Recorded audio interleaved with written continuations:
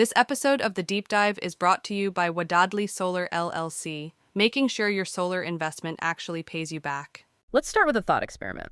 I want you to just look around the room you're in right now. Right. Look at the lights, your computer, maybe there's a coffee maker humming in the corner.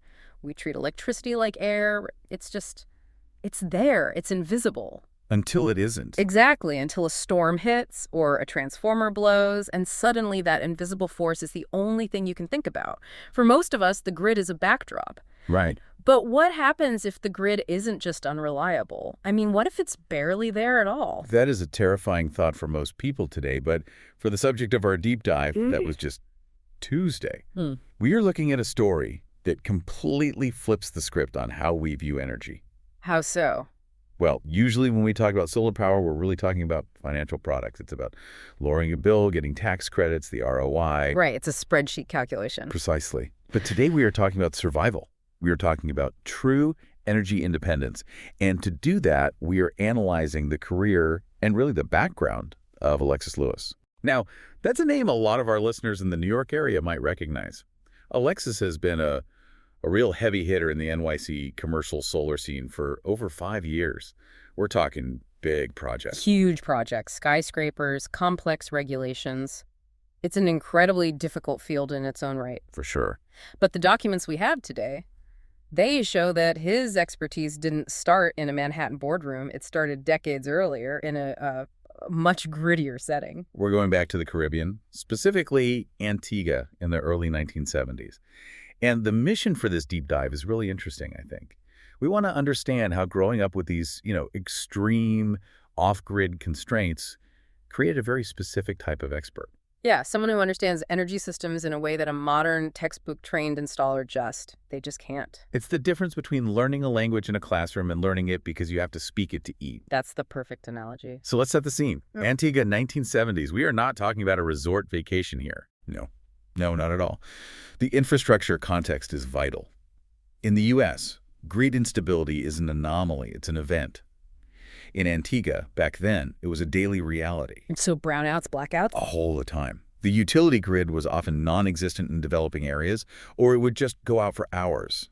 You couldn't run a modern life, let alone a business, relying on what the state provided. And this necessity, it drove innovation. We've got notes here on the construction of Alexis's family home. And frankly, the electrical design of this house sounds like something from a sci-fi novel, especially for that era. He was incredibly forward-thinking. Alexis's father was building this home, and he made a structural decision that was, it was virtually unheard of. He realized that relying solely on the AC utility grid was a recipe for failure. Total failure. So he built 2 completely independent electrical networks right into the walls of the house. Okay, hold on. I want to make sure I'm getting this and everyone listening gets this. Go for it. You're saying physically 2 different sets of wires going to different outlets all in the same room. Exactly. Yeah. Network 1 was your standard AC system, alternating current. That connected to the utility pole outside. So when the grid was up, that network powered the heavy lifters, the fridge, washing machine, stuff like that. But then there was network 2. And network 2 was the secret weapon. It was a DC direct current network hidden in the walls, completely separate from the grid.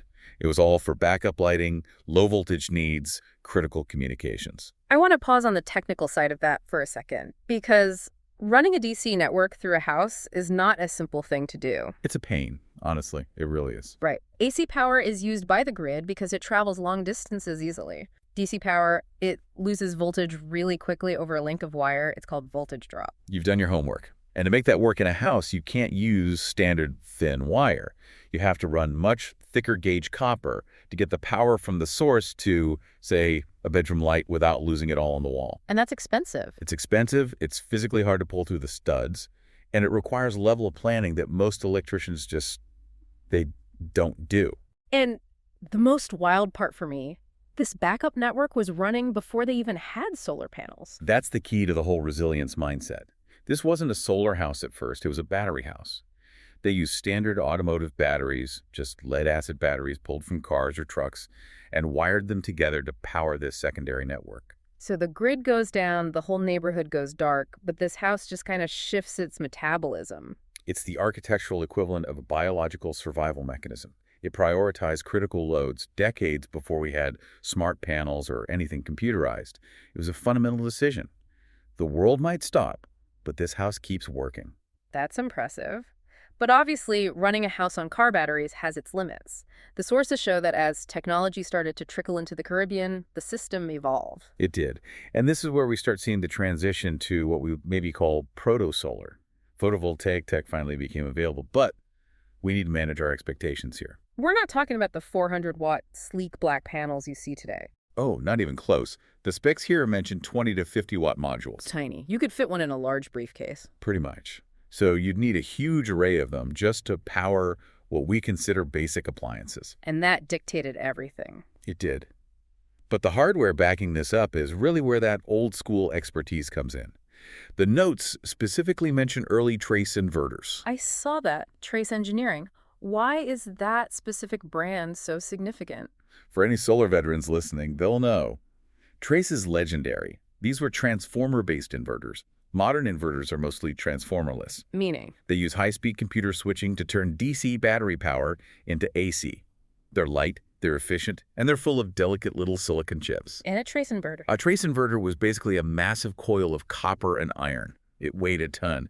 You could risk a hernia just mounting one on the wall. So why use the heavy tech? It sounds less efficient. Because mass equals resilience. Those big iron transformers had incredible surge capacity. If you tried to start a well pump or a heavy motor, a modern inverter might just trip. The surge is too fast. Right. It protects itself. Exactly. A trace inverter would just grunt, the transformer would hum a little louder, and it would eat that surge and keep going. Right. They were built like tanks, because in an off-grid environment, there's no geek squad coming to fix it. So Alexis grew up watching these machines work. He wasn't looking at an app on a phone. He was listening to the physical hum of a transformer. And, maybe more importantly, he was smelling the batteries. Let's talk about that, because they upgraded from car batteries to Trojan T105s, right? The T105 was the gold standard for deep cycle storage. But again, this isn't a lithium battery you just hang on the wall and forget for 10 years. A bank of flooded lead-acid batteries is. It's like a living chemistry set. What does the maintenance actually look like? What does that mean? It's labor. It's getting your hands dirty. You have to regularly top them up with distilled water because the charging process evaporates the electrolyte. You have to check the specific gravity of the acid with a hydrometer. Which is like a turkey baster with a gauge in it. That's a great description. And if you mess up, bad things happen. You're dealing with sulfuric acid. You get it on your jeans, you have holes in your jeans. You get it on the concrete floor, it eats the concrete. We interrupt this podcast with a quick reminder. Solar systems that aren't inspected don't perform as designed. Annual inspections protect output, safety, and payback. Wadadli Solar LLC, serving the U.S., Antigua, Guyana. If you don't equalize the charge properly, the plates sulfate and the battery just dies. So Alexis isn't learning solar theory in a nice air-conditioned classroom. He's learning it by trying not to burn his hands while keeping the lights on. It creates a physical relationship with your energy. When you have to manually maintain the storage, you understand the value of the energy inside it. You don't just leave the lights on, You know exactly how much work it takes to put that energy back. Exactly. Which leads perfectly into the next theme in the documents, which I think is the most relevant for listeners today, the philosophy of enough. The mindset shift. It is. It's the psychological component of off-grid living. When you are on a limited system 50-watt panels, batteries that need constant babying, you develop energy consciousness. Which is the polar opposite of the infinite grid mindset most of us have. Completely. In the U.S., if you turn on the AC, the dishwasher, and the dryer all at once, the grid just gives you more power. You pay for it, but the physics doesn't stop you. Right. In an off-grid scenario, if you turn all that on, the voltage sags, the inverter trips, and the lights go out. Game over. So you become a human load manager. You do. You look at the sky and say, okay, it's cloudy today. We can run the fans, but not the fridge defrost cycle. It's a constant subconscious calculation. And this is a skill set that seems, almost absent in the modern solar industry. It's a lost art. It really is. Most installers today, they design for offset. They look at your utility bill, see you use 1,000 kilowatt hours, and build a system to match that number. They just assume the grid is always there as a safety net. But Alexis comes from a place where there was no net. Correct. Yeah. He understands prioritization. If you're designing a backup system for a client today, you don't need to back up the whole house. You need to back up the critical loads. Alexis knows how to look at a breaker box and surgically separate the nice-to-haves from the need-to-haves. Which brings us to the bridge. We've established this incredible foundation in Antigua, but Alexis didn't stay there. He moves to the US. He enters the NYC market. But there's a gap in the timeline that the notes highlight as being crucial. Right. Between the off-grid days and the high-rise commercial leadership, Alexis spent years working across multiple construction trades. The notes list everything: electrical fundamentals, job site coordination, safety discipline. That generalist background is key. Because solar doesn't exist in a vacuum. It sits on a roof that's roofing and structural work. It runs through walls, it's framing. It ties into the main panel. That's heavy electrical work. He sees the building as a complete system. Exactly. He's a systems-level thinker. Yeah. And in NYC commercial work, that is vital. You're dealing with ballasted racking systems so you don't puncture a roof membrane. You're dealing with wind loads on a 40-story building. You're dealing with FDNY fire pathways. So he takes that rugged, make-it-work ingenuity from the Caribbean and applies it to literally the most regulated, code-heavy environment in the world. It's a rare combination. Usually you get one or the other. You get the off-grid cowboy who ignores code, or you get the city engineer who can't troubleshoot without a blueprint. Alexis spans both worlds. So let's pivot to the application. Why does this all matter to the listener right now? Most of our audience isn't building a skyscraper in Manhattan, and they're not living in 1970s Antigua. No, but look around. We're seeing more extreme weather. We're seeing more grid instability. We have listeners who are buying rural property, maybe a cabin in the woods, or people living on islands where power costs is astronomical and the service is terrible. Or even just people in suburbs who are sick and tired of the power going out every time the wind blows. That's it. This is where Alexis's specific blend of experience applies. He isn't just a commercial solar guy. He's a consultant for anyone looking at rural, remote, or island energy resilience. So if I'm building a house off-grid or I want to retrofit my home to be more resilient, what does that consultation actually look like? Well, it starts with real versus theory. A lot of sales reps will sell you a battery and tell you you'll run your whole house, no problem. Alexis can look at your site, your actual loads, and say, wait a minute. Realistically, based on physics, that battery will last you 3 hours if you run the AC. He'll say, if you want to survive a 3-day outage, we need to completely redesign this. That distinction between off-grid and hybrid systems seems really important too. It's huge. A lot of people think they want to go fully off-grid because it sounds romantic, right? No electric bill. But Alexis knows the reality involves generator maintenance, battery equalizing, and real lifestyle changes. Because he's lived it. He's lived it. He can help you decide if a hybrid system, where you keep the grid but have a robust backup, is actually the smarter play for you. So it sounds like he's also the guy you call when things go wrong. There is immense value there. Think about all the orphan systems out there. Maybe you bought a property that already has some weird solar setup, or your original installer went out of business. Right. Troubleshooting a custom DC system or a legacy inverter is not something your average residential electrician wants to touch. They walk in, see the spaghetti wires, and they walk right back out. Alexis walks in and sees a puzzle he's been solving since he was a kid. He can optimize a system, fix design errors, and help you avoid really expensive mistakes before you even pour the concrete. It's like getting a second opinion from a specialist before you go into surgery. That is the perfect analogy. You are performing surgery on your home's energy system.